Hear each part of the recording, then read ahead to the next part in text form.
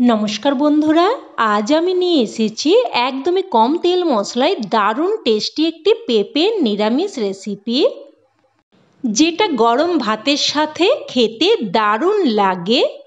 অনেকেই আছেন পেঁপে খেতে একদমই পছন্দ করেন না, তো এইভাবে একবার বানিয়ে দেখুন। পেঁপে পছন্দ হোক বা না হোক সকলেই একদম আঙুল চেটে খেয়ে নেবে। প্রথমে আমি এখানে নিয়ে নিচ্ছি 1 টেবিল চামচ মতো মটর ডাল। ডালটাকে এবার 2-4 বার জল পাল্টে পাল্টে খুব ভালোভাবে ধুয়ে নেব। আর আপনারা কিন্তু এই রান্নাটা ছোলার ডাল দিয়েও করতে পারেন। তো দেখুন ভালোভাবে ধুয়ে নিয়েছি। এবার ডালটাকে প্রায় 2 ঘন্টা মতো ভিজিয়ে রাখবো। আর হাতে কম সময় থাকলে গরম জলে ডালটা ভিজিয়ে নিতে পারেন, সেক্ষেত্রে কিন্তু খুব কম সময়ের মধ্যেই ডালটা ভিজে যাবে। এবার আমি এখানে নিয়েছি পেঁপে, তবে পুরো পেঁপেটাই রান্না করব না, এখানে আমি অর্ধেক পেঁপে রান্না করব। আর দেখুন পেঁপের খোসা খুব ভালোভাবে ছাড়িয়ে নিয়েছি, আর বীজের দিকের অংশটাও কিন্তু ভালোভাবে বাদ দিয়ে দিয়েছি। আর প্রথমে এইভাবে লম্বালম্বিভাবে 4 টুকরো করে নিয়েছি। এবার দেখুন এইভাবে ছোট ছোট টুকরো করে পেঁপেটাকে কেটে নিচ্ছি। বন্ধুরা, পেঁপে কিন্তু একটি ভীষণ উপকারী সবজি, বিশেষ করে যাদের কোষ্ঠকাঠিন্যের সমস্যা আছে তাদের ক্ষেত্রে কিন্তু পেঁপে একদম ম্যাজিকের মতো কাজ করে। তো সমস্ত পেঁপেটাকেই আমি একই রকমভাবে কেটে নিয়েছি। আর এদিকে দেখুন আমি 2টো মিডিয়াম সাইজের আলুকে ঠিক পেঁপের মতো করে কেটে নিয়েছি। তবে আপনারা চাইলে আলু ছাড়াও কিন্তু এই রান্নাটা করতে পারেন। আর পেঁপে আলু সমস্ত কিছুই কিন্তু আমি খুব ভালোভাবে ধুয়ে নিয়েছি। এবার গ্যাস অন করে কড়াই বসিয়ে দিয়ে দিয়েছি 2 চামচ মতো সর্ষের তেল। ফোড়নে দিয়ে দিলাম 1/2 চামচ 5 ফোড়ন, আর একটা শুকনো লঙ্কাকে 2 টুকরো করে দিয়ে দিলাম। ফোড়নটাকে নেড়েচেড়ে কয়েক সেকেন্ড ভেজে নেব। আর এই তেলেই কিন্তু পুরো রান্নাটাই হয়ে যাবে। তো ফোড়নটা ভেজে নিয়ে এবার এর মধ্যে কেটে রাখা পেঁপে আর আলু দিয়ে দিলাম। একটু নাড়াচাড়া করে মিশিয়ে নেব। এবার এর মধ্যে দিয়ে দিচ্ছি অল্প একটু লবণ আর 1/2 চামচ মতো হলুদ গুঁড়ো। লবণ আর হলুদটা দিয়েও ভালোভাবে মিশিয়ে নেব। ভালোভাবে মিশিয়ে নিয়ে এবার মিডিয়াম ফ্লেমে একটা ঢাকনা দিয়ে দিয়ে প্রায় কিন্তু 3 থেকে 4 মিনিট মতো পেঁপে আর আলুটাকে ভেজে নেব। এবার এদিকে দেখুন যে ডালটা আমি প্রায় 2 ঘন্টা মতো ভিজিয়ে রেখেছিলাম ওটা নিয়ে নিয়েছি, আর ডালটা দেখুন খুব সুন্দরভাবে ভিজেও গেছে। এবার ডালটাকে আমি শিলেতে করে বেটে নেব। তো দেখুন ডালটাকে এইরকম একটু দানা মতো রেখে বেটে নিয়েছি। খুব মিহি করে কিন্তু বাটার প্রয়োজন নেই। এবার এদিকে প্রায় 3 থেকে 4 মিনিট মতো ঢাকনা দিয়ে দিয়ে পেঁপে আর আলুটাকে ভেজে নিয়েছি। আর মাঝে কিন্তু আমি একবার ঢাকনা তুলে নাড়াচাড়া করে দিয়েছিলাম। আর দেখতেই পাচ্ছেন পেঁপে আর আলুটা খুব সুন্দরভাবে ভাজা হয়ে গেছে। এবার এর মধ্যে দিয়ে দিলাম একটা ছোট্ট সাইজের কুচানো টমেটো, আর দিয়ে দিচ্ছি 1/2 চামচ মতো কোরানো আদা, আর কয়েকটা চেরা কাঁচা লঙ্কা।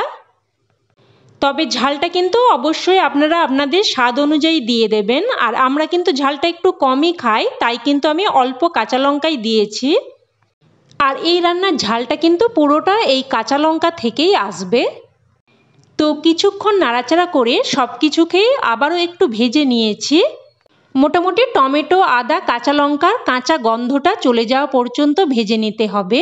এবার এর মধ্যে দিয়ে দিচ্ছি অল্প একটু প্রায় 1/3 চামচ মতো করে জিরের গুঁড়ো, ধনের গুঁড়ো, আর সাথে অল্প একটু জলও দিয়ে দিলাম। এবার সব কিছু আবারও একটুক্ষণ নাড়াচাড়া করে কষিয়ে নেব।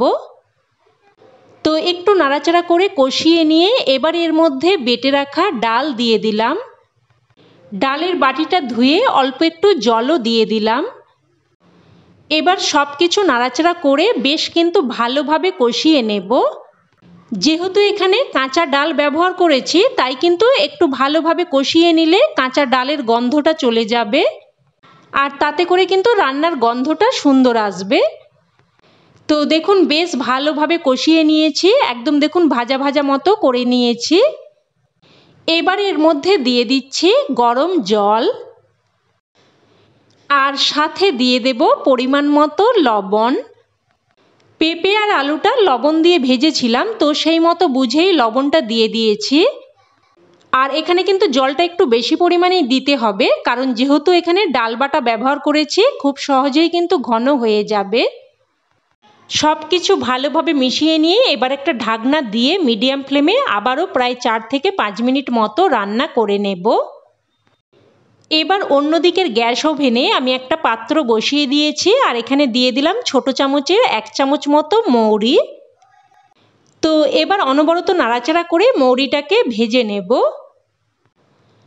মৌরিটা ভেজে নিয়েছি, এবার এটাকে সাথে সাথে নামিয়ে নিয়েছি। একটু ঠান্ডা করে নিয়ে এবার এটাকে দেখুন এইরকম একটু দানা মতো রেখে গুঁড়ো করে নিয়েছি। এবার এদিকে প্রায় 4 থেকে 5 মিনিট মতো রান্না করে নিয়ে ঢাকনা তুলে নিলাম। আর দেখুন সমস্ত সবজিই কিন্তু ভালো মতো সেদ্ধ হয়ে গেছে। দেখুন আমি আপনাদের কেটে দেখিয়ে দিচ্ছি। পেঁপে, আলু সব কিছুই কিন্তু ভালো মতো সেদ্ধ হয়ে গেছে। আর এইভাবে 2-1টা আলু আর 2-1টা পেঁপে কিন্তু আমি ভেঙে ঝোলের সাথে মিশিয়ে দিচ্ছি। আর তরকারির মধ্যে সবজি কিন্তু একদম চেয়ে চেয়ে থাকলে খেতেও যেমন ভালো লাগে না, দেখতেও কিন্তু তেমনই ভালো লাগে না। এবার এর মধ্যে ভাজা মৌরির গুঁড়োটা দিয়ে দিলাম।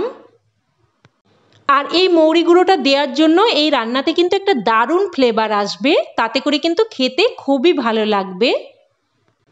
তো মৌরি গুঁড়োটা দিয়ে মিশিয়ে নিয়ে একটা ঢাকনা দিয়ে জাস্ট কিন্তু 2 মিনিট মতো রান্না করে নিয়েছি। এবার এর মধ্যে দিয়ে দিচ্ছি অল্প একটু চিনি। যেহেতু নিরামিষ রেসিপি, তাতে করে আবার পেঁপে একটু মিষ্টি দিয়ে দিলে কিন্তু স্বাদটা সুন্দরভাবে ব্যালেন্স হবে আর খেতেও কিন্তু খুবই ভালো লাগবে। তো চিনিটা দিয়ে ভালোভাবে মিশিয়ে নিলাম। আর তরকারির গ্রেভিটা দেখুন ঠিক এই রকম থাকবে, এর থেকে বেশি ঘন করবেন না, কারণ ঠান্ডা হলে এটা কিন্তু আর একটু শুকিয়ে যাবে। এবার এর মধ্যে সবশেষে দিয়ে দিলাম কিছু কুচানো ধনেপাতা। আর ধনেপাতাটা দিয়ে দিলে খেতে কিন্তু অবশ্যই বেশি ভালো লাগে, তবে হাতের কাছে যদি না থাকে তাহলে কিন্তু এটা বাদ দিয়েও রান্নাটা করতে পারেন। তো কুচানো ধনেপাতাটা দিয়ে মিশিয়ে নিয়ে এবার গ্যাসের ফ্লেম বন্ধ করে একটা ঢাকনা দিয়ে স্ট্যান্ডিং টাইমে রেখে দিলাম, যাতে করে ধনেপাতার ফ্লেভারটা ভালোভাবে মিশে যায়। এবার এটা গরমাগরম ভাত বা রুটি সব কিছুর সাথেই পরিবেশন করতে পারেন, খেতে কিন্তু দুর্দান্ত লাগে। দারুণ টেস্টি একটি রান্না আর হেলদি তো বটেই, অবশ্যই এইভাবে একবার বানিয়ে দেখুন। আর আমার বিশ্বাস আপনাদেরও খেয়ে খুবই ভালো লাগবে। তো বন্ধুরা, রেসিপি কেমন লাগলো অবশ্যই আমাকে কমেন্টে জানাবেন। আর ভালো লেগে থাকলে লাইক শেয়ার করতে যেন ভুলবেন না। আর চ্যানেলের নতুন বন্ধু হয়ে থাকলে চ্যানেলটি অবশ্যই করে সাবস্ক্রাইব করে নেবেন। তো আজ তাহলে এই অবধি, আবারও অন্য কোনো রেসিপিতে দেখা হবে। ততক্ষণে ভালো থাকবেন, সুস্থ থাকবেন আর এতক্ষণ সাথে থাকার জন্য অসংখ্য ধন্যবাদ।